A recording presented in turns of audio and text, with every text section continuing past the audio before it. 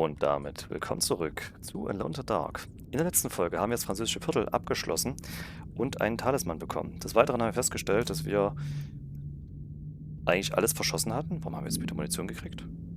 Okay, das ist interessant. Wir waren mit 0 Munition rausgegangen. Und haben den Talisman, sind hierher wieder zurückgereist und waren beim guten Dr. Gray, der irgendwie nicht so überrascht war bei dem, was wir hier so machen. Nun gut, wir sind jetzt also wieder im Herrenhaus. Das heißt, wir können wieder... Überholte Gegenstände wird ins Archiv verschoben. Oh, das ist aber cool. Es gibt ein Archiv. Das ist ja richtig cool. Man weiß also, die sind nicht mehr aktuell so wichtig. Das finde ich sehr interessant. So, wir haben schon einige gekriegt. Ihr seht schon, immer 1 von 3. 2 von 3 haben wir hier. Sittelmundstadt. Geheimes Ziel, verbotenes Wissen. Okay. Wir sind jetzt bei der Karte wieder. Okay, wir gucken uns jetzt nochmal um, weil ich glaube wirklich, dass es wichtig ist, wir alle Räume immer wieder angucken. Und ich werde auch nicht müde, das jetzt zu tun. Also bitte seid da nicht so ungeduldig. Wir müssen wirklich alles durchschauen, einfach nur, ob wir alle Gegenstände finden. Okay, verbarrikadierter Raum. Da kann man nicht rein. Die Frage ist, ob wir in dieser Welt auch auf Gegner treffen. Oder ob das nur speziell in dieser anderen Welt ist, wenn wir unterwegs sind. So, der Raum war vorher abgeschlossen gewesen. Was ist jetzt? Ach, wir können den mit dem Schlüssel aufschließen. Okay, gucken wir uns mal ein bisschen um. Was haben wir hier? Ein paar Pfeifen. Uhren. Das ist... I need the key. Ah, Moment. Heißt das, das ist eine Abkürzung? Ach, gucken wir uns gleich an. Da war was. Hier, Büro. Okay. So, hier. Wir sollten Kapitel 2.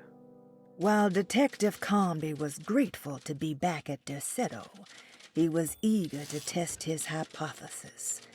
After having suffered through that sinister world, dressed as the French Quarter, Jeremy's writing could be read much more literally. What if Jeremy used his talisman to actually visit those places he mentioned in the book?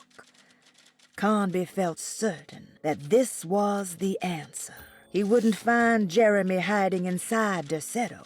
He would be in one of those other worlds.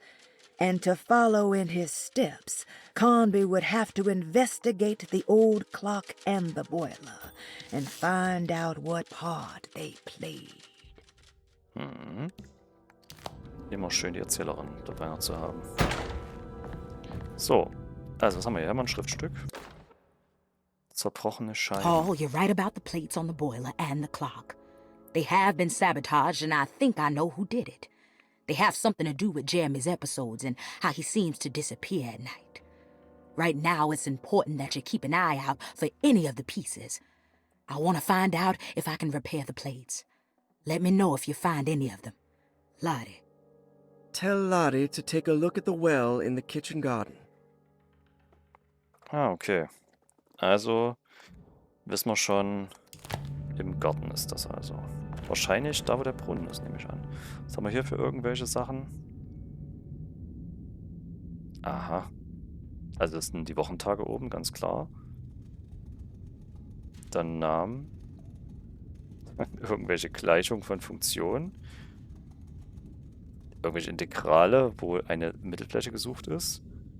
Okay, also irgendeine Tafel, die man irgendwoher hat, die man definitiv nicht hier braucht in einer Anstalt für sowas, ist vermutlich eher nicht. Nicht zumindest hier bei dem Personal. Was wir Dr. haben. Elmore Lee Gray is Decato's chief doctor. Accounting and all administrative work is handled by me, Paul Waits. Magdalena Thompson, or Mags, is responsible for the household. Jean-Baptiste and Charlotte Tabois are responsible for keeping the guests' medical regimens in check. Charlotte. Finally, Jack Chance is our gardener, who can occasionally be seen in the conservatory, but is for the most part busy outside. There are currently 6 guests at Decato. Malcolm McCarthy and Ruth Tallant reside on the first floor. Jeremy Hartwood, Elisabetta Perosi, Grace Saunders, and of course Cassandra Beauregard live on the second floor. Das ist interessant. Grace Saunders und Ruth. Ruth war wahrscheinlich die mit grünem Outfit und Grace war das junge Mädel gewesen. Dann fehlt noch ein Mann. Malcolm McCarthy, das ist der dann. Okay. Patient. Das heißt, auch die junge Grace ist ein Patient. Das ist interessant. Schlüssel Nummer 6, Schlüsselgegenstand. Und das ist auch schön, weil jetzt können wir überprüfen. Wir haben ja die Liste. Nummer 6 ist Elisabetta Perosi. So, was haben wir hier noch? Am Tisch. Den Kessel. Saw your notice in the boiler room. You should know Mr. Chance won't be coming back. I got no business being in there myself, but you can take a valve from the wine cellar if you want to try to stop the steam pouring out. Be careful. Mhm. Also brauchen wir aus dem Weinkeller etwas. Das heißt, wir müssen erstmal in den Weinkeller kommen. So, ist hier noch ein Regal? Es gibt auch noch einen Totenschädel. Irgendwie Tabletten, Macmillans.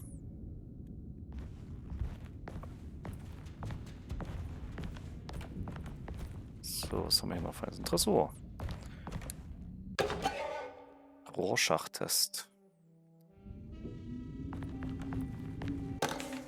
Patientenakten.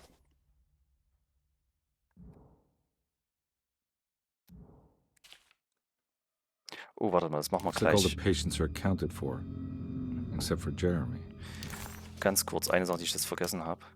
Bei allen Sachen, die wir jetzt hatten, kann ich eine zweite Seite mir anschauen? Nein.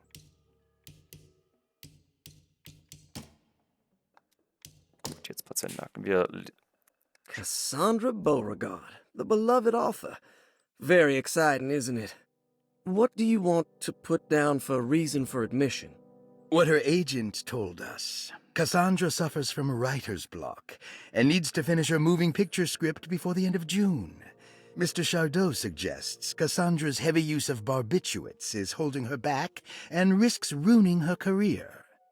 And how should we summarize her personal history? Let's keep it short. Cassandra Beauregard is a beloved crime author who managed to pull herself out of poverty and into stardom. 5 years ago, she tried killing herself by jumping off a balcony. The incident left her a cripple and now relies heavily on her wheelchair. And for diagnostic impressions? Cassandra suffers chronic back pain following her suicide attempt.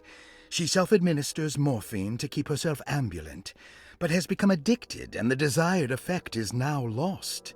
The drug abuse clouds her mind, and she is unable to focus on real life.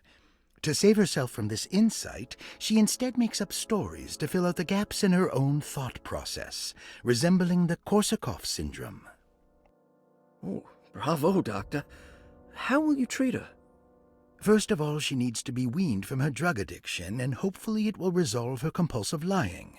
Then look into permanently numbing her pain in her back through surgery. Finally, deal with her suicidal thoughts. Fantastic. With such a short time before June, I really hope she gets better soon. We will do what we can. Korsakoff-Syndrom. Durch Mangel an Vitamin B1 kommt es zur Amnesie. Störung der Motorik und der Sensibilität. Okay. Finde ich aber cool. Man hört jetzt wirklich dieses Zwiegespräch mit dem Doktor und diesem Obersten, der sich darum kümmert, um die. Okay, was haben wir noch? Grace. Das ist die Grace Saunders und die haben wir ja im Prolog gespielt. Jetzt bin ich mal gespannt. Grace Saunders, 11 years old. Reason for admission? The mother insists on strict supervision by a proper gentleman to avoid further perversion of Grace's adolescence. Personal history? Grace's family possesses modest wealth and status. Her childhood seems ordinary, spending most of her time with private teachers and family friends. Grace's father recently passed away, leaving her mother the sole caregiver. And diagnostic impressions? Grace has trouble dealing with her father's death. She is willingly suppressing her feelings on the matter and isn't properly acknowledging the trauma she suffered. Any planned treatment? Grace needs nothing out of the ordinary. She simply needs parental guidance. Eventually, we can work on her feelings toward her father. Thank you, Doctor. I'll finish the paperwork and get her installed. Moment, also die hat überhaupt keine geistige Beeinträchtigung. Also ja, ihr Vater fehlt, ganz klar, aber kein anderes Problem. Und trotzdem ist sie in so einer Einrichtung. Ihre Mutter hat sie hergegeben, das ist ja interessant. So, den haben wir auch gesehen, der mit dem Hut. Malcolm McCarthy, 54 years of age. Reason for admission? McCarthy admitted himself to Decato, stating simply that he needs some damn rest. And personal history. McCarthy claims he used to work as a lawyer in Baton Rouge, but says he can't go into details because of some legal dispute. His background remains largely a mystery, except for the occasional clue that he drops in conversation. Huh. And diagnostic impressions. McCarthy is an anxious man and an alcoholic. He often tells half-truths due to some deep-seated inability to trust other people. And how will you treat that? McCarthy will take some time to open up. Spending time with Jack's dog or the child should be good for him. Their harmless nature will help build his sense of trust. Thank you, Doctor. Moment, wir lassen eine Minderjährige mit einem Alkoholiker zusammen, damit die sich gut verstehen lernen, während die Minderjährige einen Vater braucht und der Alkoholiker neurotisch ist. Das ist eure Möglichkeit, damit zu agieren? Okay. Okay, die ist seit 16. Dezember 28 drin. Die ist erst vor kurzem reingekommen. Also die ist seit 2 Jahren schon was da. Ja, knapp über ein Jahr. So, Perosi. Elizabeth Perosi, 33 years old? Zu ihr haben wir einen Schlüssel gefunden. What should I put down as reason for admission? Well, Perosi broke into Decato and was found wandering the grand parlor. She was confused and suffered partial amnesia. She insisted she belonged here and offered to pay for her stay. Right. What do you make of her story? Perosi claims to have been a member of the Astarte artist colony some 20 years ago, a claim that seems contrafactual due to her young age. She looks to be and even thinks she is 33 years of age. That would make her a child at the time. It seems fair to say that Perosi's story is untrue, deliberately so or not. Diagnostic impressions? Do you have anything? Perosi's story is peculiar because she retracted her story about the artist colony. She no longer claims to be the same person as Elisabetta Perosi. However, my staff's research has confirmed there was a Perosi at that time who was in her early 30s. I suppose this case will take some time to investigate. How will you go about it? I wanted to contact the real Perosi, but it seems the whole colony disappeared one night, September 29th, 1915, during a hurricane. I will have to take it slow and figure out what this spell of impersonation could have been. Oh, I'm sure it will all clear up eventually. Thank you, Doctor. Interessant. Also die meint, sie sei die Perosi, obwohl das schon 12 Jahre her war ungefähr. Also irgendwie ist sie wahrscheinlich durch den Sturm damals verschwunden und hat dann einfach nur 12 Jahre in Zukunft gereist, war sie nur kurz weg gewesen. Interessant. Und dann haben wir die Ruth. Ruth Talon, 29 years of age. Reason for admission? Ruth's father wishes that his daughter be removed from New Orleans nightlife for the foreseeable future. He fears that her overly free spirit is tarnishing the family's reputation. Sounds simple enough. Personal history? Ruth comes from considerable wealth. Her family owns several hotels and restaurants. Unlike the rest of the family, her sense of adventure has taken her around the world, including France during the Great War as a photojournalist. The last decade, she has provoked many rumors of being a debauched flapper, bordering on nymphomania. And diagnostic impressions? Despite her father's frivolous reasons for her to be admitted, Ruth does seem to provide an interesting case.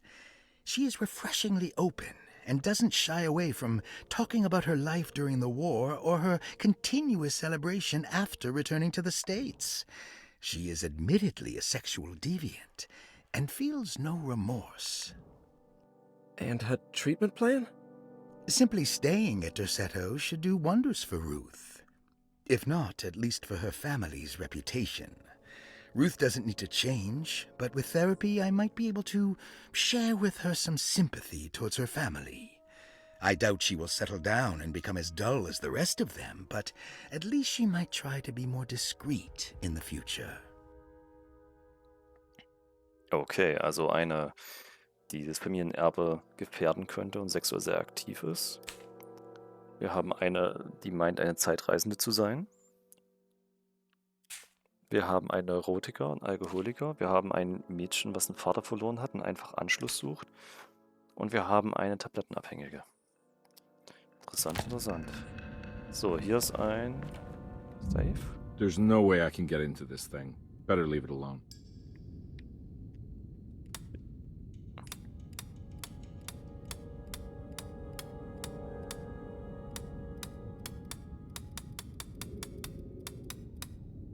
Okay.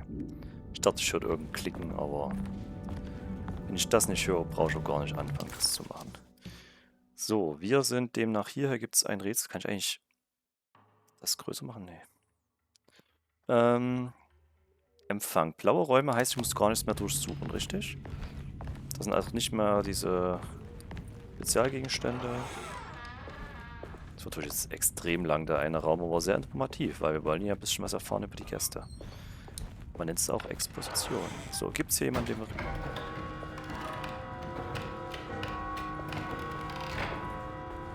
I'm not gonna walk out of this now. I need to help Emily save her uncle.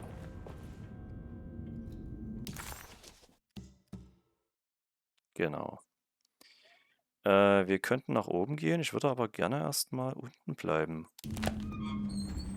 Nochmal die ganzen Räumlichkeiten durchgucken. So, der Bär. Das fällt sich irgendwie schon ein bisschen sehr zottelig aus.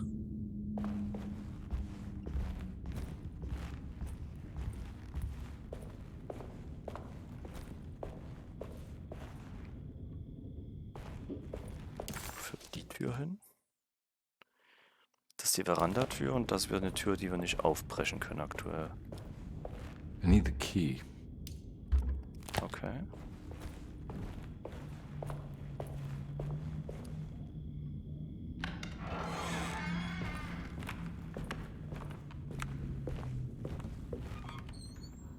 Große Preisfrage ist ja immer noch, ob wir hier Gegner finden.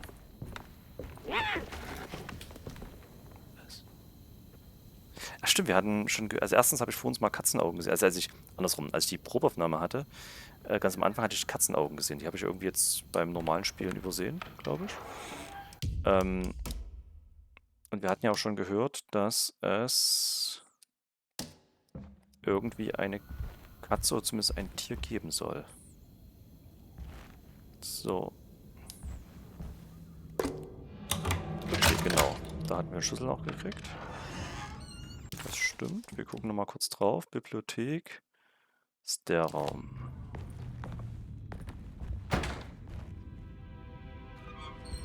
Was gibt's denn hier Schönes? Einmal ein Buch.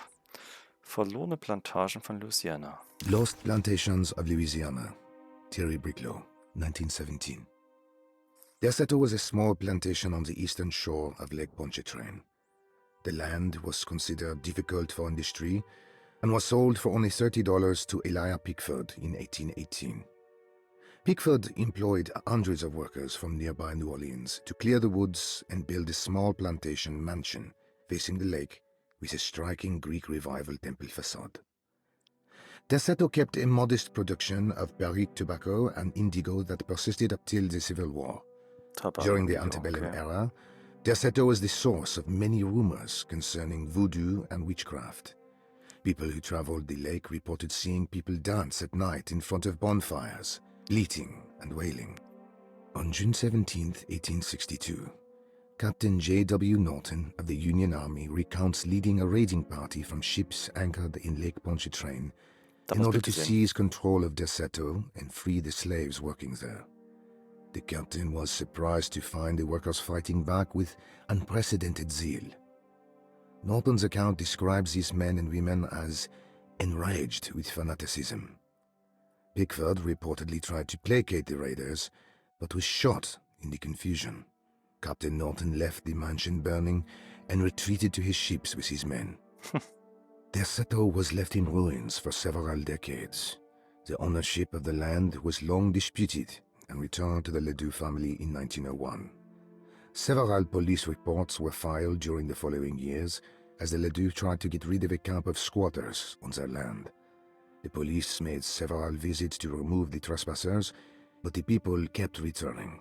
On November 1st, 1907, Inspector Leras of the police charged a deadly attack in order to save several children kidnapped by the squatters. Many were killed, and even more were jailed. The following year, Ledoux rebuilt Decato, incorporating the surviving stone foundation and adding a magnificent wrought iron conservatory. The farmland had been reclaimed by the surrounding woods, so it was no longer profitable to use as a plantation. Instead, the house was turned into an artist's colony. The Astarte Artist Colony was a successful group of artists, including figures such as painter Heinrich Cassel and poet Nora Keith. The group was also known for their beloved Mardi Gras crew called the Pirates of Pontchartrain.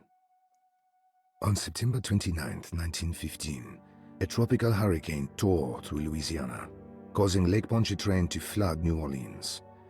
Due to the remote location of Decato, it took almost 2 weeks for outsiders to learn that the artists' colony was abandoned.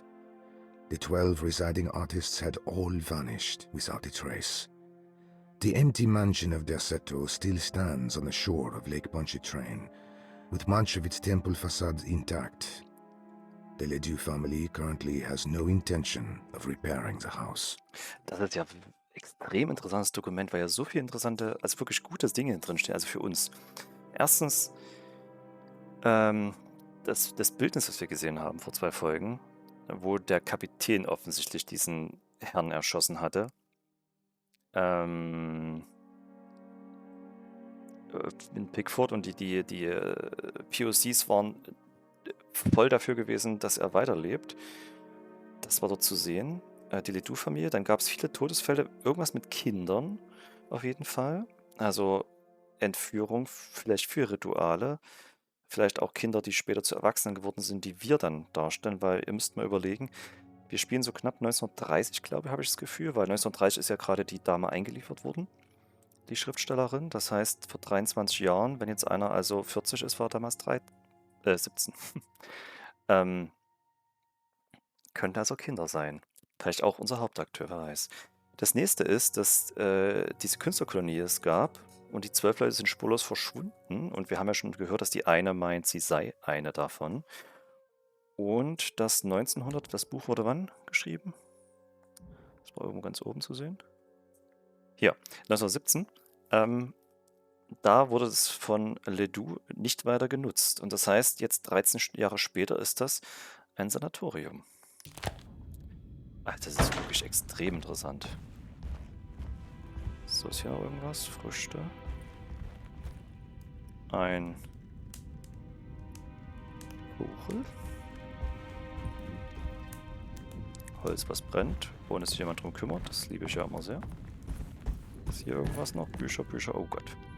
Ich meine, wer mich schon länger guckt, weiß, dass ich da so eine kleine Affinität für habe, Bücherregale anzuschauen, um rauszukriegen, ob sie einfach nur sinnlos Assets hintereinander gestellt haben. Ob man schon jetzt innerhalb der kleinen Spanne Wiederholung findet. Aber das sieht erstmal... Ne, da sieht man es. Guckt mal oben rechts bei dem Bücherregal. Und bei dem Bücherregal 2. Reihe links. Erste Wiederholung. Man hat dann einfach Bücher ersetzt, so 3, 4 Stück. Da ist es auch wieder hier in der Reihe. Und die baut man dann auf, um Bücherregale. Okay, Fatal Error. Das ist nicht so geil. Ich melde mich gleich wieder. So, hier bin ich wieder. Das Spiel ist komplett abgestürzt. Das hatte ich auch lange nicht mehr bei dem Spiel. Das letzte zeigt mal Cyberpunk. Wir sind wieder hier. Ich habe das Buch schnell eingesackt. Ich will nicht nochmal durchlesen. Ich würde zumindest nochmal gucken. Ist hier was im Nachbarraum? Kleiner Salon.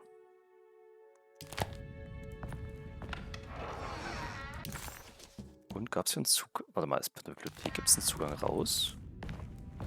Ne, das kann nicht sein. Das ist ein Fenster. Oh, edel.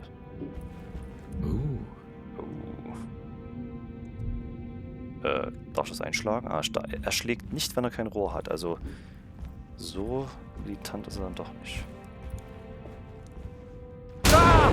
Was? What is going on? Was?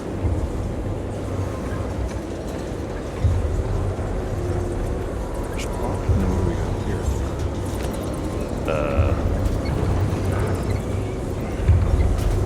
Was geht hier ab?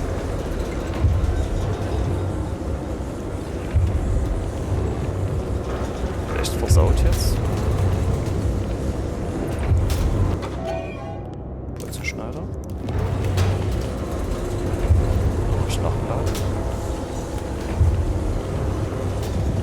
Ah, wie das von die Suppe droppt.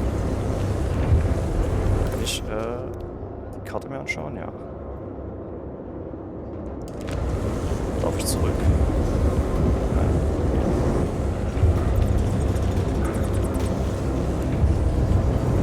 Bolzenschneider. Also während ich in Räumen bin, kann es sich ändern. Das ist sehr laut, ich hoffe. Aha. What happened? Everything's normal again? Right. Aber das Wichtige ist doch, wir haben einen Bolzenschneider. Und wir behalten das hoffentlich. Okay. Und damit haben wir eine Abkürzung in den Wintergarten freigeschaltet. Okay.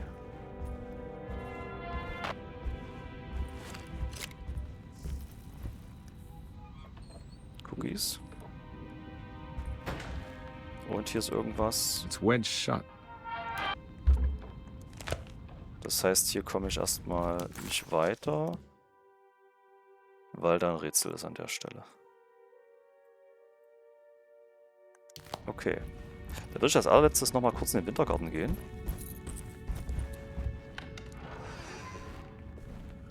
So schauen uns da uns irgendwas noch auffällt und vor allem Interesse halber, ob man da jetzt irgendetwas findet. Ja, der Zugang ging nicht. Weil das ist immer die Frage, ob nur Rätsel dargestellt werden. Wie gesagt, bei Resident Evil würde ich das runterschießen, um irgendwie an Items zu kommen. Aber wird die stimmen, oder? Und da ist auch was. Guck mal, da ist ein Fenster. Aber wir können nicht viel erkennen. Okay, also wenn es blau ist, haben wir wirklich alles entdeckt demnach. Gut. Das war jetzt nur nochmal der Test. Aber wir haben auf jeden Fall die Realitäten getauscht, auch während wir im Herrenhaus sind. Der Küchengarten, da müssen wir eh noch hin. Wir haben ja den Bolzenschneider gefunden, damit können wir also auch im Garten da was erledigen. Warte mal, warum ist jetzt gerade hier was wieder zu? Das wurde gerade aber anders dargestellt hier. Egal. Gut. Ich glaube, damit sind wir mit der Folge auch gut durch und werden in der nächsten Folge uns weiter im Herrenhaus umgucken. Bis dahin, euer Elandirthor. Tschüss.